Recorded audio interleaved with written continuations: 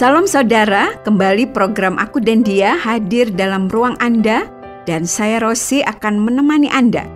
Lewat program Aku dan Dia, kita akan belajar tentang Dia yang selalu paham apa yang terbaik yang akan diberikannya buat kita. Selamat mendengarkan.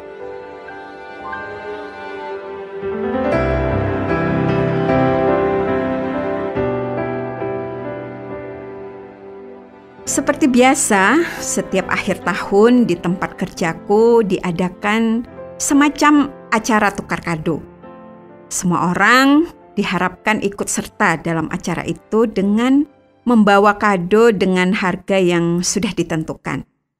Kado itu harus dalam harga yang tidak memberatkan bagi semua yang mengikuti acara itu, tetapi juga tidak terlalu murahan sampai tidak ada nilainya. Biasanya panitia yang mengatur acara akan menentukan harga minimal dan harga maksimal dari kado yang akan ditukar dengan sesama teman sekerja itu. Acara itu memang menjadi sangat menarik karena berbagai kejutan yang bisa saja terjadi ketika kado itu diterima. Kadang-kadang memang hadiah itu menjadi sesuatu yang sangat berguna karena memang penerimanya saat itu sedang membutuhkan barang sederhana yang dibungkus dalam kado itu. Suamiku pernah mendapatkan sebuah gelas yang sangat besar. Mungkin lebih tepatnya disebut mug yang sangat besar. Mug itu menjadi sangat berguna bagi suamiku karena ia bisa memakainya untuk tempat air minumnya ketika ia sedang bekerja. Atau di suatu saat aku pernah juga menerima kado yang isinya adalah selusin hanger, alat menggantung pakaian. Tentu saja barang sederhana itu sangat bermanfaat karena memang aku lagi membutuhkannya untuk menggantung pakaian-pakaian yang aku cuci atau setelah aku setrika. Namun tidak selalu demikian juga yang terjadi. Suatu saat aku menerima sebuah kado yang sebenarnya sangat indah dan cantik, tetapi sayangnya kurang berguna bagiku. Aku juga pernah mendapatkan sebuah tempat bekal makanan atau yang biasa disebut lunchbox. Bentuknya memang bagus dan ada gambar lucu di tutupnya, tetapi tidak terlalu berguna bagiku karena aku tidak pernah membawa bekal makanan. Suamiku dan anak-anakku juga tidak pernah melakukan hal itu. Akhirnya, kado yang seharusnya menjadi bagianku itu aku berikan kepada salah satu temanku yang memiliki anak yang masih duduk di bangku sekolah dasar. Kado itu bagus dan menarik, tetapi tidak tepat sasaran ketika kado itu diberikan kepadaku. Mengingat tentang pemberian yang demikian, membuat aku mengingat sebuah kisah di dalam Alkitab. Kisah itu adalah mengenai pemberian yang diberikan oleh Yesus kepada seorang pengemis buta. Pengemis yang memang setiap hari meminta belas kasihan dari orang lain. Saat itu, dia meminta agar Yesus mengasihani dirinya dan memberikan sesuatu kepadanya. Kisah ini terdapat di dalam Injil Markus pasal 10 ayat 46 sampai ayatnya yang ke-52. Demikian bunyi firman Tuhan. Lalu tibalah Yesus dan murid-muridnya di Yeriko. Dan ketika Yesus keluar dari Yeriko bersama-sama dengan murid-muridnya dan orang banyak yang berbondong-bondong, ada seorang pengemis yang buta bernama Bartimeus, anak Timeus, duduk di pinggir jalan. Ketika didengarnya bahwa itu adalah Yesus orang Nazaret, mulailah ia berseru, "Yesus anak Daud, kasihanilah aku." Banyak orang yang menegurnya supaya ia diam. Namun semakin keras ia berseru, "Anak Daud, kasihanilah aku." Lalu Yesus berhenti dan berkata, "Panggillah dia." Mereka memanggil orang buta itu dan berkata kepadanya, "Kuatkan hatimu, berdirilah, ia memanggil engkau." Lalu ia menanggalkan jubahnya, ia segera berdiri dan pergi mendapatkan Yesus. Tanya Yesus kepadanya, "Apa yang engkau kehendaki supaya aku perbuat bagimu?" Jawab orang buta itu, "Rabuni, supaya aku dapat melihat." Lalu kata Yesus kepadanya, "Pergilah, imanmu telah menyelamatkan engkau." Pada saat itu juga melihatlah ia, lalu ia mengikut Yesus dalam perjalanannya.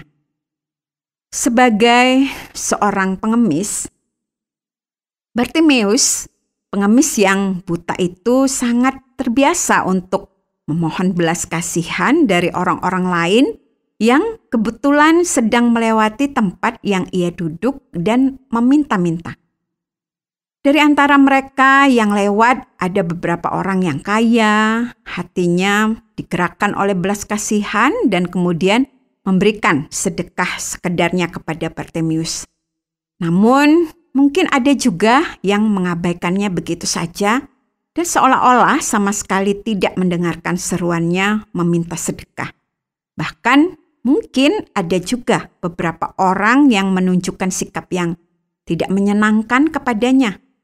Ada yang mungkin menghinanya dan banyak yang merendahkan dia. Apalagi pada zaman itu, seorang yang mengalami penyakit seperti dirinya sering dihubungkan dengan dosa. Pada zaman itu, jika ada seorang yang lahir dalam keadaan buta seperti dirinya, orang akan langsung menganggapnya sebagai hukuman atas dosa orang tuanya atau dosa nenek moyangnya. Dan tentu saja keadaan itu membuatnya akan menjadi semakin menderita. Namun, aku sangat bersyukur bahwa kisah hidup Bartimeus tidak berhenti sampai di situ saja. Semakin aku membaca kisah perjumpaannya dengan Yesus, aku menjadi semakin kagum terhadap apa yang dikerjakan oleh Yesus di dalam kehidupan Bartimeus. Dan juga bahkan di dalam kehidupanku sendiri. Aku yakin bahwa walaupun buta dan tidak bisa melihat Yesus, tetapi Bartimeus sering mendengar orang bercerita tentang Yesus. Aku dapat membayangkan Bartimeus setiap hari duduk di tepi jalan dan ia mendengar orang membicarakan tentang pengajaran yang diajarkan oleh Yesus dan mendengar mereka yang lewat di dekatnya saling bercerita tentang apa yang dilakukan Yesus. Aku juga dapat membayangkan betapa bahagianya Bartimeus ketika suatu saat ia mendengar bahwa Yesus akan lewat jalan yang menjadi tempatnya menghabiskan setiap hari di dalam kehidupannya itu. Dan ketika Yesus benar-benar lewat di situ, ia melakukan satu hal yang bisa dia lakukan. Ia berseru dengan suara keras memohon belas kasihan kepada Yesus. Ia juga terus melakukan hal itu walaupun orang-orang di sekitarnya mencoba menghentikannya. Dan saat itulah Yesus melakukan sesuatu yang sangat menakjubkan bagiku. Ia berhenti dari perjalanannya, lalu ia mendatangi Bartimeus dan menanyakan kepadanya apa yang diinginkannya. Dan kemudian ia memberikan kepada Bartimeus pemberian yang sempurna dan yang paling tepat sesuai dengan kebutuhan dari sang pengemis buta itu. Pemberian dari Yesus kepada Bartimeus adalah bahwa ia bisa melihat. Aku sangat bersyukur membaca hal ini karena aku dapat membayangkan bagaimana Yesus sanggup memberikan pemberian yang sempurna bahkan dalam hal yang kelihatan mustahil bagi manusia.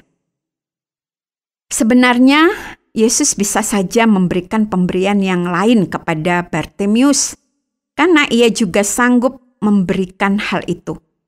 Ia bisa saja memberikan kepada Bartimeus makanan yang luar biasa, enak, yang mungkin akan mencukupi kebutuhan makanannya selama bertahun-tahun. Yesus pernah memberi makanan kepada 5.000 orang.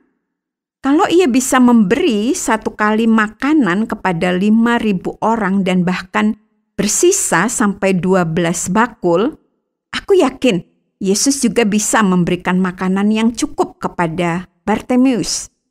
Aku juga yakin bahwa Yesus bisa memberikan kekayaan kepada Bartimius. Yesus bisa juga melakukan mukjizat dengan mendapatkan uang dari mulut ikan di danau. Dan dia bisa melakukan hal yang sama kalau ia mau. Namun, aku melihat bahwa Yesus memahami dengan sungguh apa kebutuhan yang paling mendasar bagi Bartimius. Kebutuhan itu adalah kebutuhan untuk kesembuhan bagi kebutaannya. Bagi Bartimius, itulah yang sangat dibutuhkannya. Ia tahu bahwa kalau ia bisa melihat, maka ia bisa mengerjakan apa yang dikerjakan oleh orang-orang yang di sekitarnya. Ia juga menyadari bahwa kalau ia bisa melihat, maka bisa melepaskan diri dari hinaan dan celaan dari mereka yang selama ini meremehkannya. Ia menginginkan kesembuhan dari kebutaannya, lebih dari ia menginginkan sedekah berupa uang atau harta benda yang lainnya. Dan itulah yang dilakukan oleh Yesus untuknya. Aku sungguh bersyukur bahwa Yesus, Tuhan dan penolongku, memberikan pemberian yang sempurna itu kepada Bartimius. Aku tahu bahwa ia juga mengenal diriku, dan ia juga mau memberikan pemberian yang sempurna bagi kehidupanku. Tangan Tuhan tak kurang panjang untuk selalu menolong hidupku. Telinganya tak kurang tajam untuk mendengar seruan hatiku.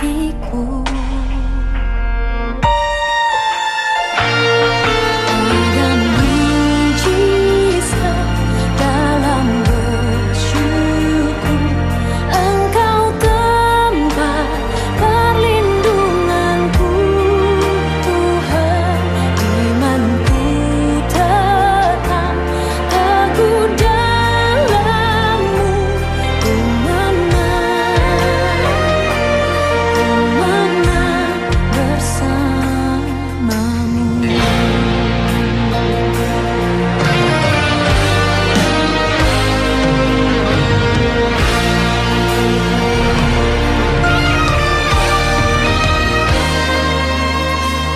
Tangan Tuhan tak kurang panjang. Terima kasih Anda sudah mengikuti pembahasan kita mengenai Yesus yang mampu memberikan karunia yang paling tepat bagi kita. Tidak selalu pemberiannya itu sesuai dengan apa yang kita inginkan, tetapi yakinlah bahwa Ia memahami kehidupan kita dengan sempurna dan Ia sangat tahu memberikan apa yang paling tepat bagi kita. Kalau Anda ingin memahami lebih banyak tentang bagaimana melihat rancangan Yesus melalui apa yang diberikannya kepada kita, atau Anda ingin mengetahui lebih banyak tentang pribadi Yesus yang adalah satu-satunya sumber dari segala pemberian yang baik bagi kita, kami siap untuk menjelaskannya secara lebih lanjut untuk menolong Anda lebih mengenal Dia. Atau kalau Anda ingin kami doakan, silakan memberitahukan kepada kami bahan-bahan doa Anda kepada kami, dan kami dengan senang hati mendoakan Anda. Anda dapat menghubungi kami lewat SMS atau WhatsApp ke nomor 081 333 77 386. Sampai jumpa, Tuhan Yesus memberkati.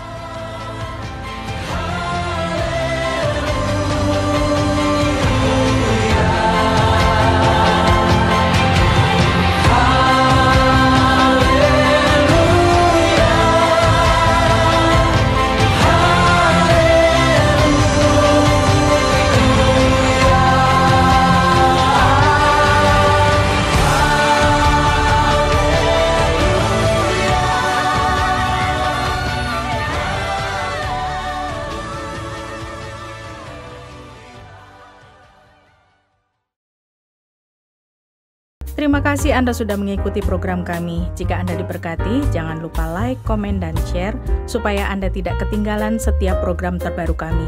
Jangan lupa juga untuk subscribe channelnya dan nyalakan loncengnya. Jika Anda ingin mendukung pelayanan kami, bisa melalui rekening kami berikut ini atau menghubungi kami di sini.